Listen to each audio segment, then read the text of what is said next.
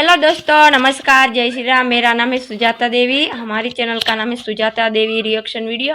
आज का topic video हम लेके आए हैं मानव के फेफड़े संरचना और क्रिया विधि। इसके बारे में दोस्तों वीडियो है, आप हमारा पूरा वीडियो जरूर देखेगा। हमारे चैनल को सब्सक्राइब करिएगा। बढ़ते हैं वीडियो में। हेलो दोस्तों, पूरा वीडियो देखिए, ठीक है ना। करते हैं वीडियो चालू।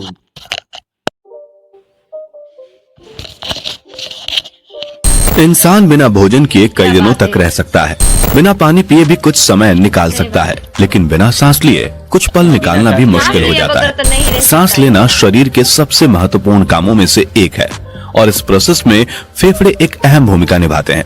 आज इस वीडियो में हम जानेंगे कि इंसान के फेफड़े आखिर कैसे काम करते हैं और किस तरह ये ऑक्सीजन को हमारे ब्लड तक पहुंचाने में मदद करते हैं। तो चलिए शुरू करते हैं आज का वीडियो। फेफड़े की भूमिका समझने से पहले फेफड़ों की संरचना के बारे में समझना जरूरी है। फेफड़े रेस्पिरेटरी सिस्टम के सबसे महत्वपूर्ण अंग माने गए हैं।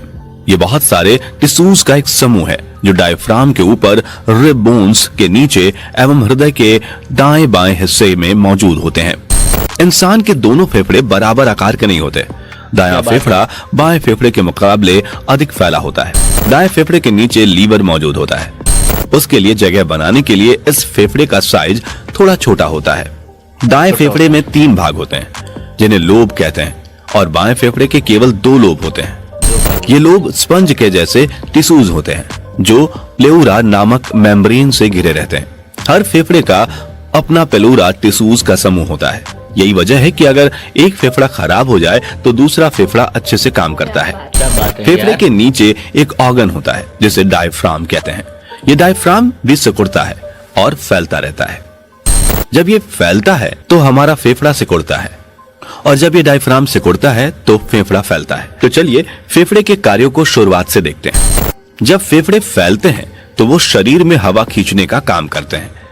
जब वे सिकुड़ते हैं तो शरीर द्वारा बनाई गई कार्बन डाइऑक्साइड गैस को बाहर छोड़ते हैं। डायफ्राम और रिब बोन्स फैलकर और सिकुड़कर सांस लेने की प्रोसेस में फेफड़े की मदद करती है। जब इंसान नाक के द्वारा सांस लेता है तो हवा गले में मौजूद ट्रेकिया में जाती है। ट्रेकिया को विंड पाइप भी कहा जाता है। आगे जाके ट्रेकिया 2 पाइपों में डिवाइड हो जाता है। इनको ब्रोंकियल ट्यूब कहते हैं। ये ट्यूब दोनों फेफड़े में पहुंचकर फिर कई भागों में डिवाइड हो जाते हैं जिनको ब्रोंकियोल कहा जाता है। फेफड़े के अंदर अंगूर के गुच्छे जैसी संरचनाएं होती हैं जिन्हें एल्वियोली कहते हैं। इनकी कुल संख्या 480 मिलियन होती है। हमारे फेफड़े में एयर सैंक के चारों तरफ पतली पतली ब्लड कोशिकाएं होती हैं जिसे कैपिलरी कहते हैं। जब हम ऑक्सीजन को भीतर लेते हैं तो वो एयर सैक के जरिए ब्लड कोशिकाओं में पहुंचता है। इसे डिफ्यूजन कहा जाता है और इस तरह से ऑक्सीजन पूरी तरह शरीर में पहुंच जाता है। जैसे ऑक्सीजन हमारे ब्लड में जाता है उसी रास्ते से कार्बन डाइऑक्साइड भी हमारे खून से एल्वियोली में आता है। इस कार्बन डाइऑक्साइड को फेफड़े नाक के द्वारा शरीर से बाहर छोड़ देते हैं। तो इस तरह एल्वियोली में गैस एक्सचेंज का प्रोसेस होता है। ब्रोंकियल ट्यूब के चारों ओर सीलिया नाम की परत रहती है। ये छोटे छोटे बालों जैसी नलिकाएं होती हैं जो गले में म्यूस्कस फैलाकर फेफड़े को धूल, कीटाणुओं आदि से बचाने का काम करती है, क्योंकि जो धूल और कीटाणु होते हैं वो म्यूस्कस में ट्रैप हो जाते हैं और फेफड़ों तक नहीं पहुंच पाते। फेफड़ों द्वारा सांस लेना एक अनैच्छिक क्रिया है, मतलब अगर हम चाहें तो भी इस क्रिया को कंट्रोल नहीं कर सकते। पुरुष के फेफड़े महिलाओं के फेफड़े से ज्यादा हवा धारण करके रखते हैं। वैज्ञानिकों के मुताबिक पुरुष के फेफड़े 750 क्यूबिक सेंटीमीटर तक हवा धारण कर सकते हैं, जबकि महिलाओं के 280 से 300 क्यूबिक सेंटीमीटर तक हवा धारण कर सकते हैं। एक हेल्दी आदमी का फेफड़ा पूरी तरह से 70% तक उपयोग हो पाता है। अमेरिकन लंग एसोसिएशन की सर्वे के अनुसार एक साधारण इंसान 1 मिनट में 15 से 20 बार सांस लेता है, यानी पूरे दिन भर में 20,000 बार तक सांस लेता है। छोटे बच्चे अडल्ट्स के मुकाबले जल्दी जल्दी सांस लेते हैं। वो 1 मिनट में 80 बार सांस लेते हैं। कोरोना काल में हम अक्सर इस तरह की खबरों से दो चार हो रहे थे कि लोगों का ऑक्सीजन स्तर कम हो गया है या सांस लेने में दिक्कत महसूस हो रही है। सांस लेने में दिक्कत से मतलब यह है कि आपका फेफड़ा सही ढंग से काम नहीं कर रहा है और सही तरह से रेस्पिरेशन प्रोसेस पूरा नहीं कर पा रहा है। आजकल के समय में पॉल्यूशन, बीमारियां और अस्वस्थ खान पान के कारण रेस्पिरेटरी सिस्टम संबंधित रोग होना एक आम बात हो गई है। रेस्पिरेटरी सिस्टम संबंधी रोग कई प्रकार के हो सकते हैं। जैसे कि अस्थमा, फेफड़ों का कैंसर, निमोनिया आदि। इन सभी बीमारियों से बचने के लिए अपने रेस्पिरेटरी सिस्टम को मजबूत रखना चाहिए, जिसके लिए हम कई उपाय कर सकते हैं। अच्छा और स्वस्थ भोजन। ज्यादातर बीमारियां खराब भोजन की वजह से होती हैं, इसलिए हमें संतुलित और स्वस्थ भोजन करना चाहिए जो हमारे शरीर को ताकत दे और हमारे दिमाग और शारीरिक विकास में सहायक बने, शरीर का वजन बढ़ने ना दे। आजकल गलत खान पान के कारण मोटापा बहुत अधिक बढ़ गया है। मोटापा अपने आप में एक भयंकर बीमारी है और यह हजारों बीमारियों को जन्म दे सकता है। इसलिए मोटापे से बचें और अपने वजन को नियंत्रण में रखें। स्मोकिंग ना करें। स्मोकिंग करना हमारे सेहत के लिए काफी हानिकारक होता है। स्मोकिंग करने से बचें और ऐसे लोगों से दूर रहें जो स्मोकिंग करते हैं।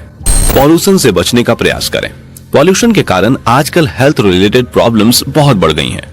हम 24 घंटे पॉल्यूशन से नहीं बच सकते, फिर भी जितना हो सके उतना पॉल्यूशन से बचना चाहिए। इन्फेक्शन से ग्रसित व्यक्ति से बचें।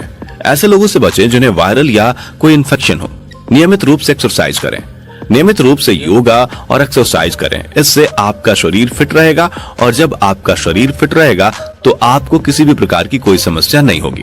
लहसुन, तुलसी और विटामिन सी युक्त खाद्य पदार्थ जैसे खट्टे फल आदि खाने से फेफड़ों की हेल्थ अच्छी रहती है। तो फ्रेंड्स, आज की वीडियो में बस इतना ही। अगर आपको यह वीडियो पसंद आया हो तो इसे लाइक, शेयर करें। ऐसे ही इंपॉर्टेंट और नॉलेज वाले वीडियोस के लिए इस चैनल को सब्सक्राइब और कर हेलो दोस्तों, ये वीडियो आपको पसंद आया तो हमारे चैनल को सब्सक्राइब करें, बेल का बटन दबाएं, पहले वीडियो आप तक पहुंचता रहेगा। क्योंकि फेफड़े सही हो रहेगा तो अपना शरीर भी सही काम करेगा। यह गलत खान पीन से या गलत वातावरण में रहने से हमारा शरीर को बीमारी होती है, ठीक है ना। और सुबह शाम कसरत करते रहें, अच्छा खान पीना करें तो कम से कम बीमारी थोड़ा दूर कर सकते हैं, ठीक है ना। क्योंकि अभी माहौल ही ऐसा हो गया है तो हम बचाव के लिए कुछ तो करना ही चाहिए। कुछ करना चाहिए हाँ, अपने शरीर के लिए, अपना शरीर का ख्याल रखें और हमारे चैनल को सब्सक्राइब करते हैं, बेल घंटा दबाएं तो पहले वीडियो आप तक पहुंचता रहेगा। अगले नेक्स्ट वीडियो में आप सभी के साथ मुलाकात होगी। जब तक ले जय श्री राम। जय भारत।